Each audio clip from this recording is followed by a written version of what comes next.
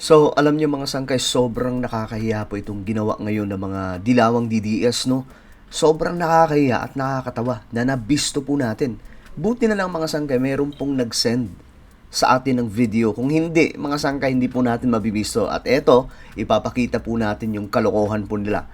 But anyway, before we start guys, pakisubscribe po muna yung ating YouTube channel. Tayo po ay 1.4 million subscribers na road to 2 million subscribers. So kung ikaw ay hindi pa po nakakapag-subscribe dyan at nais mong mapabilang sa dumaraming mga solid sangkay dito sa YouTube, ang gawin nyo lamang po ay isubscribe nyo po yung ating YouTube channel, i-click nyo po yung bell, i-click nyo rin po yung all, alright? Para po ma-access din po natin lagi mga sangkay every time po na mag-upload po tayo ng mga video. Alright mga sangkay, ito very interesting, no? Kasi ito po yung taktika ngayon na ginagawa ng mga kalaban ni Pangulong Marcos. Kaya nga sabi ko, mga sangkay, medyo nakaka-turn off kung titingnan po natin itong kanilang taktika kasi gumagawa po talaga sila ngayon ng fake news para po talagang masira ang Pangulong Ferdinand E. Marcos. Ngayon, sa mga pangangampanya, mga sangkay, makikita po natin, okay, kagaya po nito, doon sa Bulacan, ito yung pinaka-latest makikita po natin mga sangkay na sobrang dami po talagang pumupunta. Biruin nyo, yan po, kung titingnan nyo po ito, napakarami pong mga dumadalo sa pangangampanya nila Pangulong Bongbong Marcos. Ayan, no? Isipin nyo yan kung gaano kadami yan.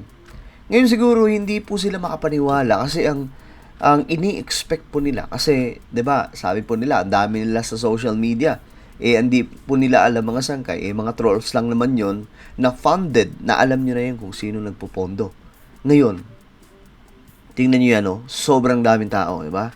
Napakaraming pumupuntang tao mga sangkay sa mga rally nila na ginagawa po nila PBBM.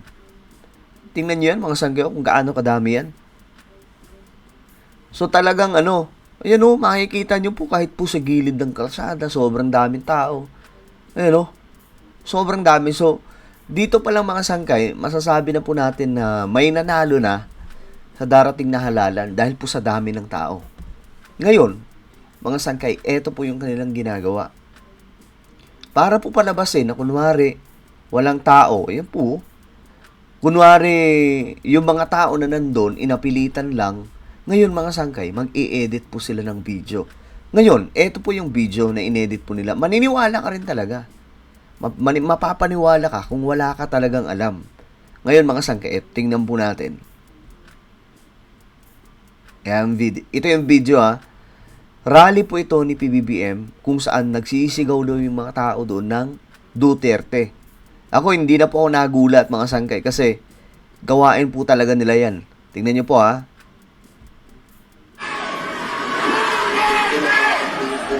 tingnan nyo si nanay Tingnan nyo yung bibig ni nanay. Ang sinisigaw niya dyan, BBM. Pero bakit Duterte yung lumalabas? Diba? Tingnan nyo, ini-edit po nila yung video. Kasi napakadali lang po niya ngayon mga sangkay. Ang ginagawa po nila, tatanggalin lamang po nila yung clip, yung tunog ng clip. I-mute po nila yan. Tapos papalitan po nila yan ng Duterte. Na nagsisigawan mga sangkay, kukopyahin lamang po nila yung audio. Kaya nga sabi ko, ewan ko lang hindi pa rin magising ngayon yung mga naniniwala sa mga dilawang DDS.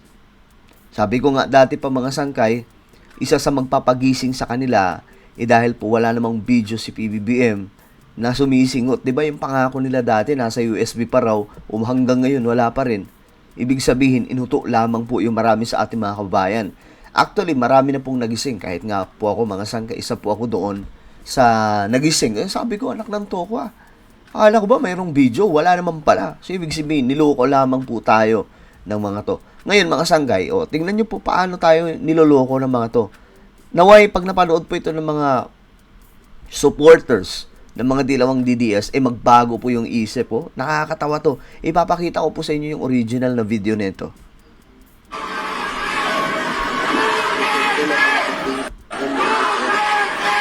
Kita nyo mga sangkay yung sumisigaw, may microphone pa. Duterte daw. Maniniwala ka ba dyan? Gagamit ng microphone tapos Duterte yung isisigaw. Tapos ano yan ni BBM? Rally? Yan yung mga sangkay, ha? Yan po yung edited. Ngayon, mga sangkay, eto na. Ito yung original na video. Yan.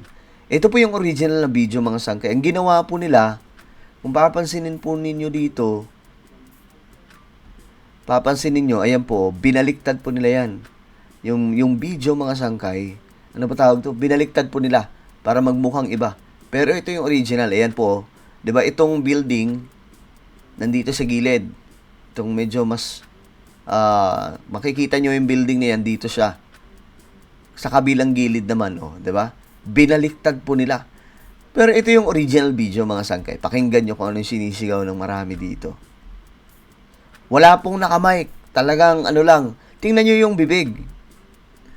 Tingnan nyo po yung bibig, mga sangkay. Makikita nyo po yan ng klaro kung ano po yung kanilang sinisigaw. Sobrang nakakaya itong ginawa ng mga dilawang DDS. I-share nyo po ito para talagang kumalat at magising yung marami.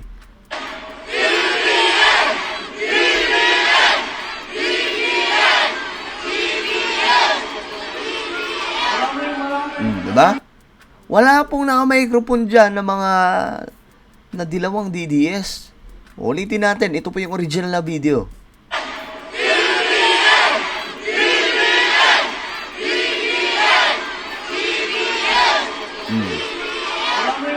Asan yung Duterte dyan? Eto pa, mga sangkay. May mga video, marami ito. Kayo mag-alala, magkakaibang anggulo po yan, mga sangkay. Eto pa isa.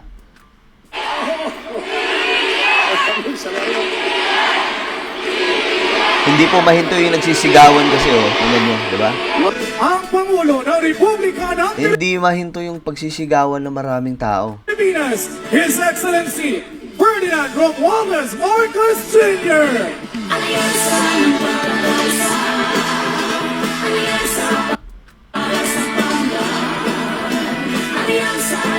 Di ba? Sobrang daming supporters si PBBM dito.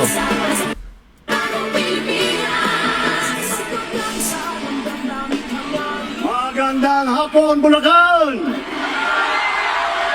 Napakaganda nga ng hapon. Kasi nagsisigawan dito na Duterte, di ba? Wala. Ang sarap pala ng simoy ng hangin dito sa inyo. Para tayong nasa abroad at nagpapalamig. Kahit na nabilag kayo sa araw ng matagal habang nag-aantay. Maraming salamat sa inyong lahat. Magpapasalamat po kaming lahat. Okay. Ngayon, isa pang video, mga sangkay. Para talagang tuldukan natin ito. Ito yung isa sa klaro, mga sangkay. Sa likod naman po ito na part na kuha ng video. Nagsisigawan yung mga tao ng BBM. Talagang iyaano natin to para mapahiya sila lahat. Ito, pakinggan po ninyo.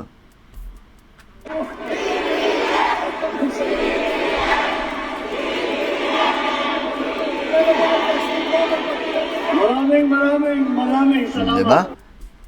Ulitin natin, mga sangkay.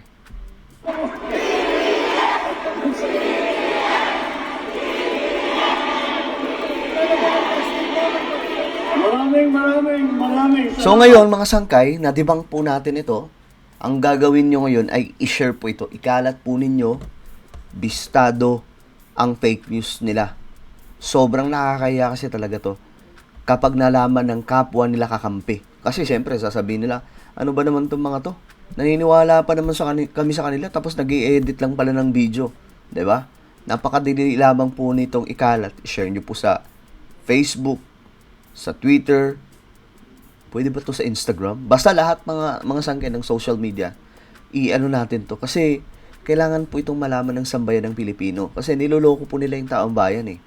Hindi po nila niloloko yung kumbaga, naggumagawa po sila ng mga bagay para lukuhin lamang po yung taong bayan, para ipakita na kunwari ang daming supporters ng kampo nila, which is may mga supporters sila. Di po natin tinatanggihan, pero hindi po ibig sabihin na mas marami sila. Marami sila sa social media kasi dami nilang trolls eh. Pero mga sangkay, pagdating po sa actual, kulang na kulang sila. Okay? Ikalat po ninyo ito.